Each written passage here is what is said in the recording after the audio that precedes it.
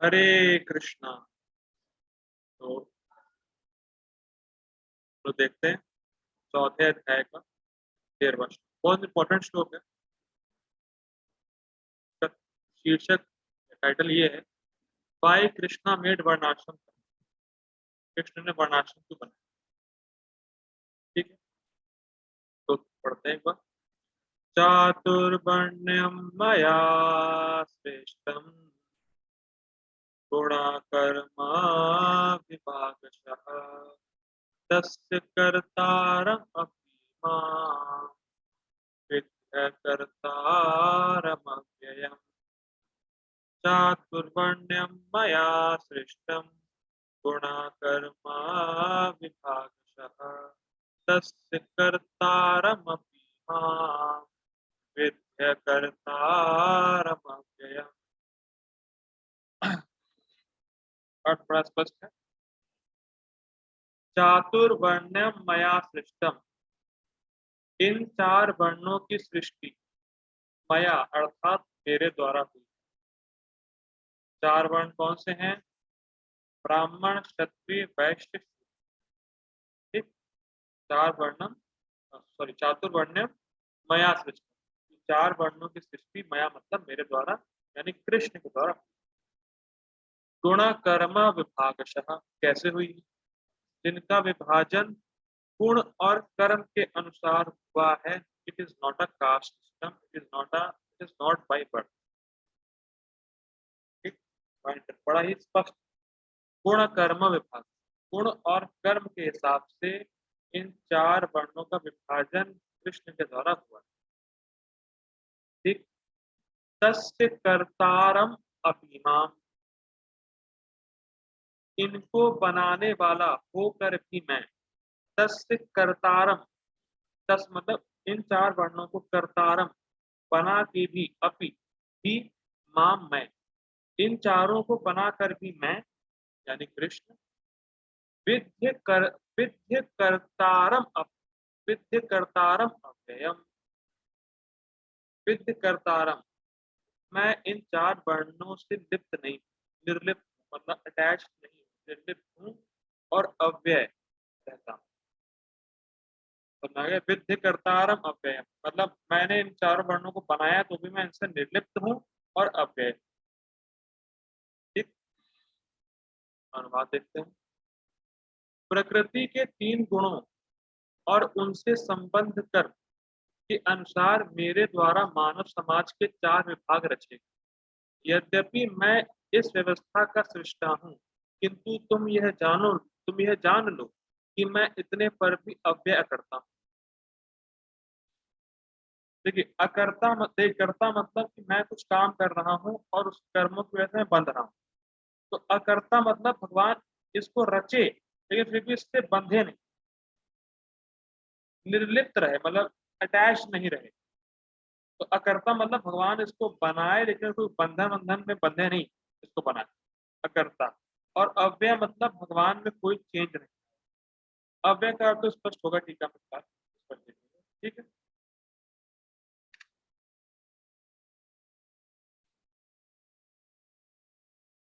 गीता भूषण टीका देखिए, बड़ा इंटरेस्टिंग है।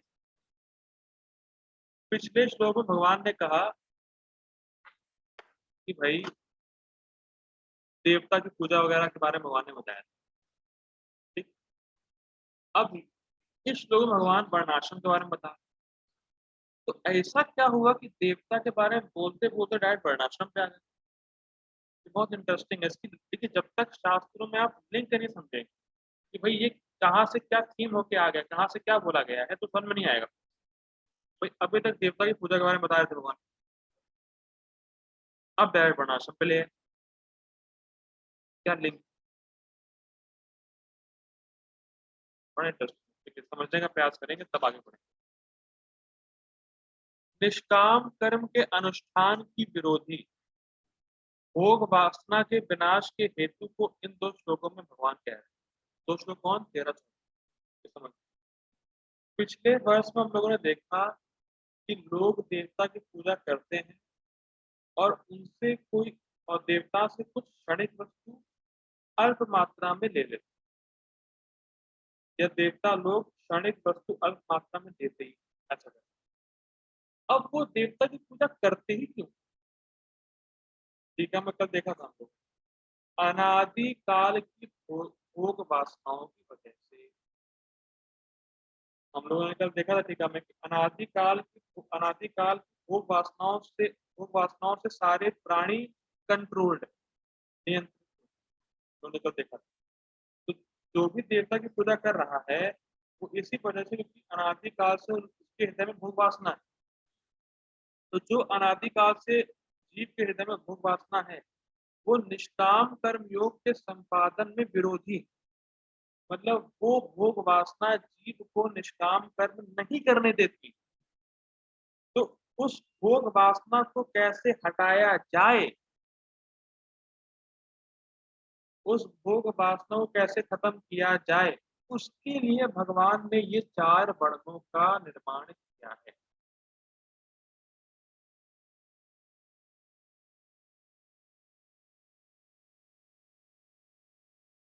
बात समझ में आई?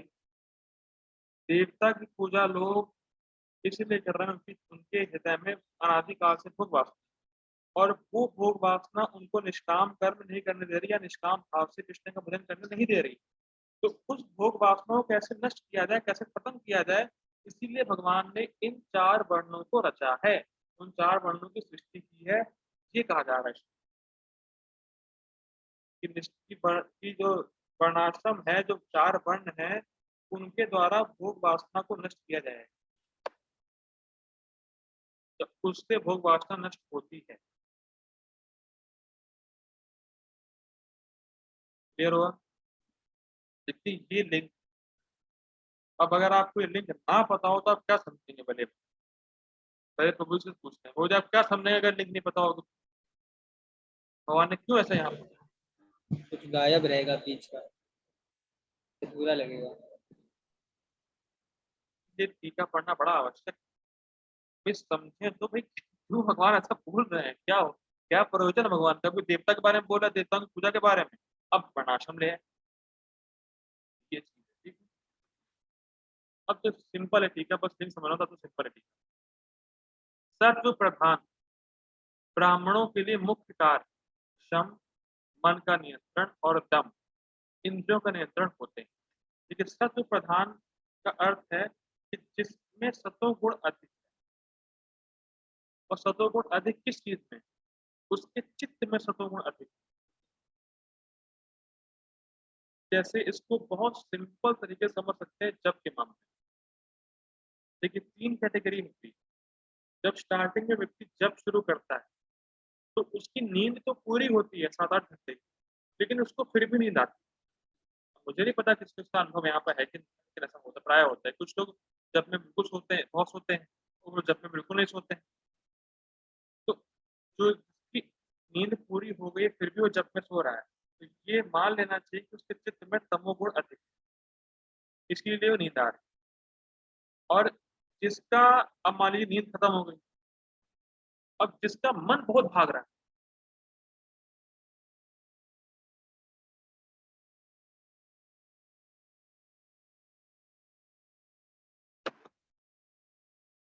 अरे हाँ, मान लीजिए नींद नहीं आ रही है लेकिन फिर भी उसका मन इधर उधर बहुत भाग रहा है, तो इसका मानना है कि रजोगुण बहुत अधिक।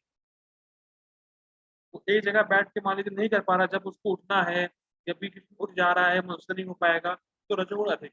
लेकिन वो भी पार करके अगर व्यक्ति आराम से 16 माला एक जगह बैठ के, और मन तो भागेगा, वो तो काम मन का भागना है, लेकिन एक जगह बैठ के एक पोजीशन में कर पा रहा है, तो ये मानना है कि सत्व गुण की वृद्धि हुई है।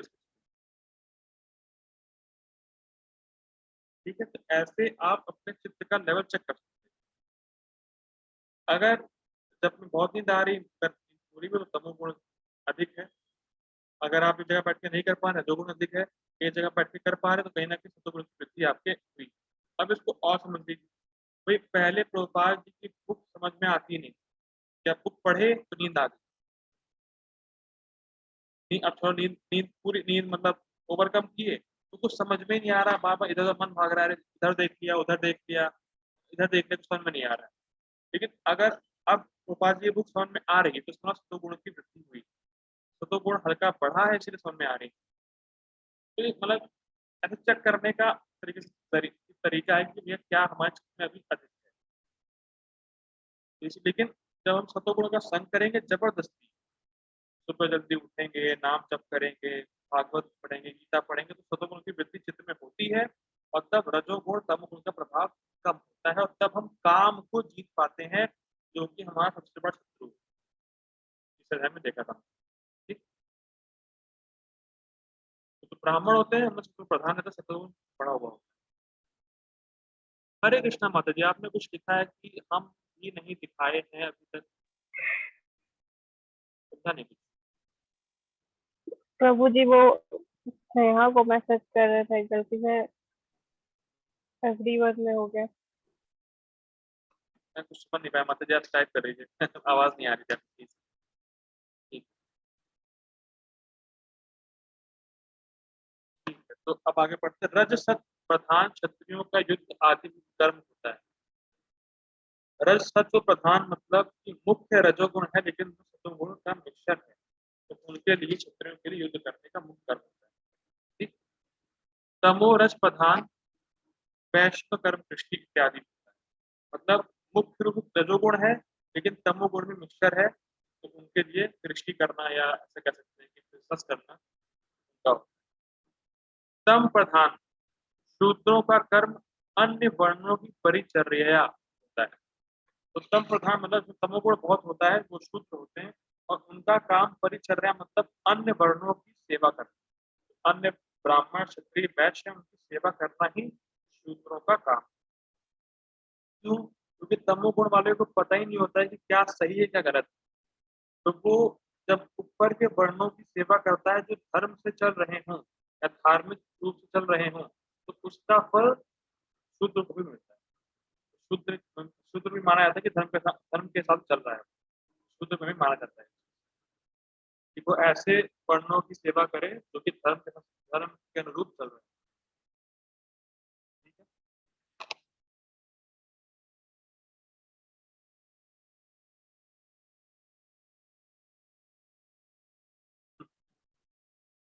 हरे कृष्ण। यह चार वर्ण जिनका विभाजन गुण और कर्मों के द्वारा हुआ है, उनकी सृष्टि मुझ सर्वेश्वर के द्वारा हुई है। तो क्लियर है कि वर्णाश्रम भगवान के द्वारा सृष्टि किया गया। ठीक है। और कैसे किया गया? गुण और कर्म। देखिए देखिए बड़ा तो समझ पर चलिए अभी आगे आएगा, आगे बताऊँ। ठीक है, पहले समझिए कि चार वर्ण जो बने गए हैं उनका विभाजन गुण और कर्म से हुआ है। ये कोई बाय बर्थ वाला खेल नहीं है, ये कोई कास्ट सिस्टम नहीं। इसको समझिए। ठीक।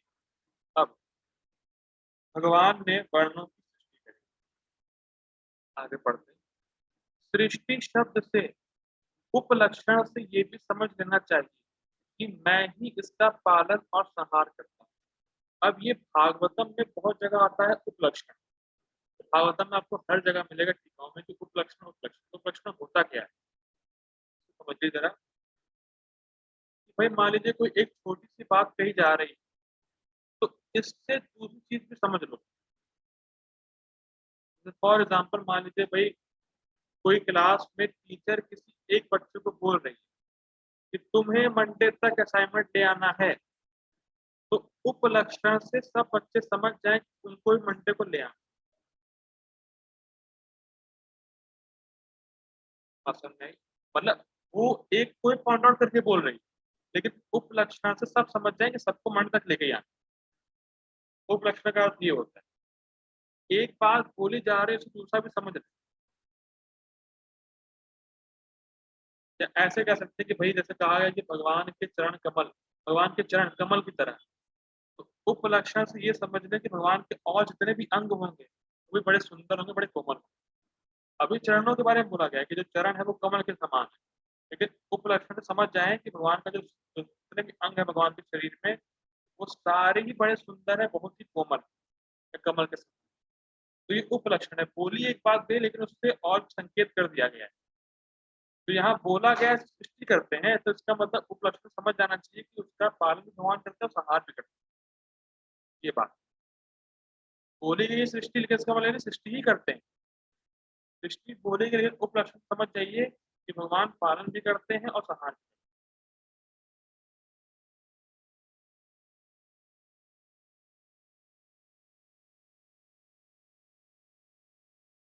ठीक है, बड़ा इंटरेस्टिंग है। पालन भी करते हैं अर्थात हम लोगों ने पहले पढ़ा था, यदा यदा ही धर्मस्य ग्लानिर्भवति भारत, जब जब धर्म की हानि होती है, मैं आता जब तक वर्णाश्रम धर्म की हानि होती है तो भी भगवान स्थापना करने के आते हैं वर्णाश्रम धर्म। हम लोगों ने देखा था 2 धर्म की स्थापना करने आते हैं, वर्णाश्रम धर्म और शुष्पत्ति का धर्म। तो पालन मतलब कि जब जब हानि होगी तो भगवान अवतार लेंगे और उसका स्थापना कर सकेंगे। अब ये पॉइंट तो रहेगी, ये प्रश्न किसी ने पूछा भी नहीं, मुझे लगा था कि पूछेगा, मैं पूछता हूँ। ये जो 4 वर्ण की सृष्टि हुई है जब भगवान की, उससे निष्काम कर्मयोग के संपादन में क्या लाभ? मतलब अगर भोग वासना निष्काम कर्मयोग करने नहीं देती तो भोग वासना का नाश वर्णाश्रम कैसे कर देगा? इसलिए कोई प्रश्न भी नहीं आए। भाई भगवान ने वर्णाश्रम स्थापित किया, वो वर्णों की स्थापना करी भोग वासनाओं को नष्ट करने के लिए, तो कैसे होगा ये? कैसे वर्णाश्रम की स्थापना से भोग वासनाएं नष्ट होंगी? ये कैसे? अब आया, पहले पूछा नहीं, ऐसे कैसे हो जाए? खाली वर्णों की सृष्टि करने से भोग वासना जीव की कैसे नष्ट होती? ये तो प्रश्न आएगा ना भाई। भगवान ने जब वर्णों की सृष्टि करी तो भोग वासना नष्ट करने के लिए करी, तो कैसे हो भाई? पहले चर्चा कर चुके हैं, मैं फिर रिपीट करूंगा। वेदों का बड़ा इंटरेस्टिंग, वेदों का सिस्टम ऐसा बनाया गया है, अगर कोई वर्णाश्रम का पालन करता है, अपने अधिकार के अनुसार पालन करता है, अधिकार समझ रहे हैं कि वो यही कर ही सकता है, उससे और कुछ होगा ही नहीं, यही कर ही सकता है। तो जब व्यक्ति अपने अधिकार के अनुसार वर्णाश्रम का पालन करता है तो वो उस अधिकार से करते करते धीरे धीरे ऊपर के अधिकार की तरफ बढ़ता है। तो जो वो कर सकता है बस वो वही करे, ना नीचे जाए ना ऊपर, तब उसकी प्रगति आ सकता है। भाई स्कूल का डिजाइन कैसा होता है? जो बच्चा फर्स्ट में है वो फर्स्ट की ही बुक्स पढ़े, बस उसको पढ़ने से ही सेकंड में जाएगा। नर्सरी के बुक पढ़ने सेकंड में नहीं जाएगा। ग्रहण कर पा रहे हैं बस। और ना उसको सेकंड की बुक समझ में आने वाली, तो उसका अधिकार फर्स्ट का है। सारी बात। तो जब कोई अपनी योग्यता के अनुसार कार्य करता है तो पहली बात तो वो संतुष्ट रहता है और फिर धीरे धीरे आगे प्रगति करता है, क्योंकि लोगों को ये बहुत सहज होता है अपने अधिकार से कार्य करना, और उससे वो क्रमशः प्रगति भी करता है, भोग वासना का नष्ट, भोग वासना खत्म भी होती है। बात समझ में आ रही है?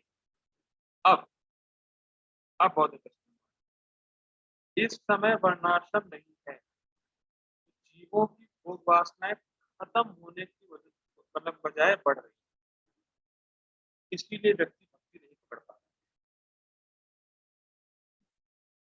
इसीलिए प्रभुपाद जी कह रहे हैं कि आज का सब पशु की, there is no civilization of human being, civilization of human beings start when there is वर्णाश्रम धर्म इन द सोसाइटी।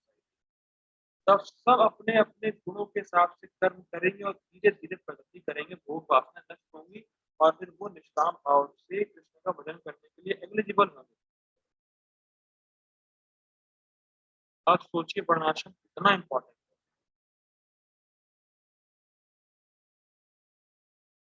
तो ये जो भोग वासनाएं हैं उसको नियमित करता है वर्णाश्रम।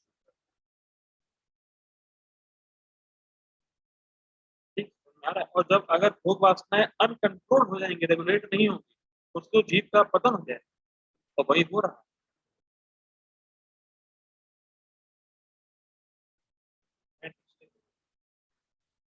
कैसे? क्रमशः प्रगति होगी। और 17वें अध्याय में भगवान खुद बोलते हैं कि जो अपने क्या कहते हैं, वर्णों के अच्छे गुणों को कर, मतलब वर्णों जो आपका वर्ण है उसके हिसाब से कार्य कर रहा है, तो वही उसके लिए दिव्य गुण।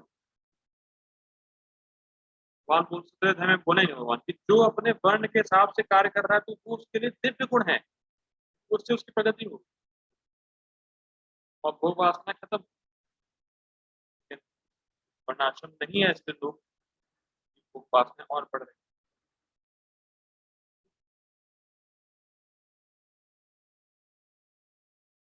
ठीक है, आगे बढ़ो।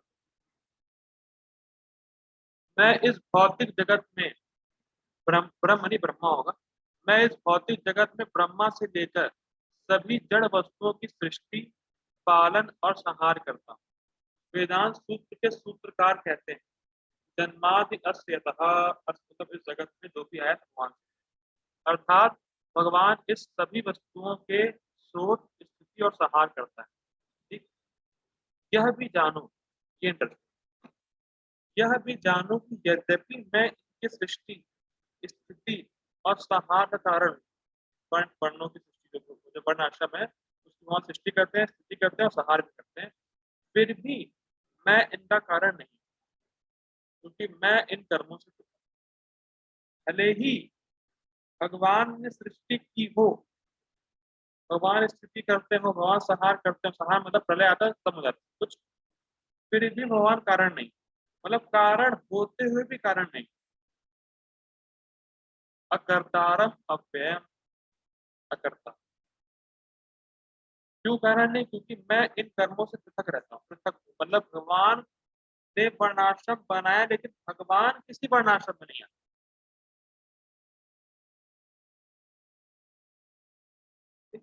और भी अर्थ देंगे इसका। इसका अर्थ है कि मैं इन सभी कर्मों में वैषम्य से रहित।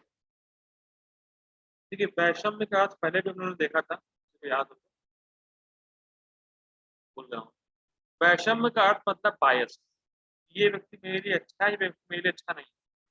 तो भगवान ऐसा नहीं करते, मतलब उनके लिए ये नहीं कि ब्राह्मण बहुत इंपॉर्टेंट है, शूद्र इंपॉर्टेंट नहीं है, ऐसा नहीं। ठीक। लेकिन इंटरेस्टिंग बात है कि अगर ब्राह्मण ना हो तो तीन जो वर्ण है, क्षत्रिय वैश्य शूद्र, वो अपने कर्मों को निर्धारित नहीं कर पाए, वो समझ नहीं पाए कि हमें कौन सा कर्म करना है, क्योंकि वो एक ब्राह्मण ही बताता है। इसलिए प्रभुपाद जी बोलते थे ब्राह्मण इज लाइक अ हेड। अगर हेड होगा तो ही वो सारे अंगों को डायरेक्ट कर पाएगा कि मुझे मतलब सिग्नल देगा कि हाथ ऐसे काम करे, ऐसे करे, पैर चले। जब ब्रेन होगा तभी बाकी सारे अंग चलेंगे। जो ब्राह्मण होता है वो इम्पोर्टेंट है, लेकिन भगवान के अंदर में ये नहीं कि ब्राह्मण ही बहुत इंपॉर्टेंट है और शूद्र बिल्कुल गया गुजरा है, क्षत्रिय तो ऐसे ही है। नहीं, भगवान के लिए सब इम्पोर्टेंट। कोई वैषम्य में नहीं है कि भाई जो ब्राह्मणों वाले कर्म कर रहा है तो वो बहुत ग्रेट है, जो शूद्र है वो बहुत नीचा है, ऐसा नहीं है। लेकिन लोग इस बात को समझ नहीं पाते। भगवान वैषम्य से रहित हैं, बिल्कुल रहित हैं, भगवान के लिए सब इम्पोर्टेंट है। एक बाप के लिए सारे बेटे इंपॉर्टेंट। ठीक। तो अगर ब्राह्मण ना हो तो बाकी तीन जो वर्ण हैं, कुछ कर्म निर्धारित नहीं कर पाएंगे वो। ठीक है, इंटरेस्ट। जो भक्त होता है वो इन चार वर्णों में, ये बात आपको ध्यान रखनी है। तो बात इसको परपोर्ट में लेंगे। जो भक्त है वो इन वर्णों में नहीं आता, क्योंकि वो भगवान की सेवा के लिए कोई भी कार्य कर सकता है। जो वर्णों में है उसको ये आदेश दिया कि भाई तुम अपने वर्णों का ही कार्य करो, दूसरों का कर्तव्य करना भयावह है। प्रभु जब कुछ याद आ रहा है, हम लोग ये पढ़े थे, हाँ पढ़े थे ना। हाँ प्रभु। चलिए पिछला पढ़ना काम आया। हरे कृष्ण। तो दूसरों का कर्तव्य करना भयावह है, तो पढ़ चुके हैं। लेकिन जो भक्त होता है वो किसी वर्ण में नहीं आता, तो भगवान की सेवा के लिए कुछ भी कर सकता है, इसीलिए बहुत बात समझने वाली है, थोड़ा सा ट्रैक अलग होगा। अगर मंदिर में कोई पालक भी काट रहा है तो इसका मतलब, या कोई भी सब्जी काट रहा है इसका मतलब ये नहीं कि वो शुद्र है। या कोई टॉयलेट साफ कर रहा है इसका मतलब वो नहीं भक्ति हो गया। वो वर्ण से है, वर्णों से परे है भक्त। वो भगवान के लिए चीज को कर रहा है। अगर कोई सब्जी काट रहा है तो वो ये भाव है कि कल भगवान को भूख लगेगा इस चीज, वो वर्णों में नहीं आता। ये नहीं कि देखा अरे ये भक्त तो ये करता है, टॉयलेट साफ करता है, अरे ये तो वैसे ही। बिल्कुल ये भावना से बिल्कुल रहित होना चाहिए, बिल्कुल रहित। भक्त कोई भी वर्ण में नहीं आता, भक्त सिर्फ भगवान के लिए कुछ भी कर सकता है। वो कोई वर्णों के अंडर में नहीं, जैसे भगवान वर्णों के अंडर में नहीं है, जैसे जो भक्त है वो भी वर्णों में अंडर में नहीं आता, कोई भी वर्ण का नहीं। ठीक है, वर्ण। यद्यपि मैं सृष्टा हूँ, परंतु इन सब सृष्ट वस्तुओं के प्रति साम्यता से कभी अलग नहीं होता हूँ। अव्ययम, अव्ययम का अर्थ क्या है कि भगवान के लिए सारे वर्ण एक समान इंपॉर्टेंट, और ये गुण भगवान में चेंज नहीं होता है। अव्ययम। अकर्ता मतलब भगवान के लिए सारे इंपॉर्टेंट, और अव्ययम मतलब जो भगवान के लिए सारे इंपॉर्टेंट है, ये गुण उनसे कभी अलग नहीं होता। ये अव्ययम का, भगवान के लिए सारे ही वर्ण इंपॉर्टेंट, सारे वर्ण एक समान है, और ये गुण भगवान में चेंज नहीं होता, इसलिए कह रहे हैं अव्ययम।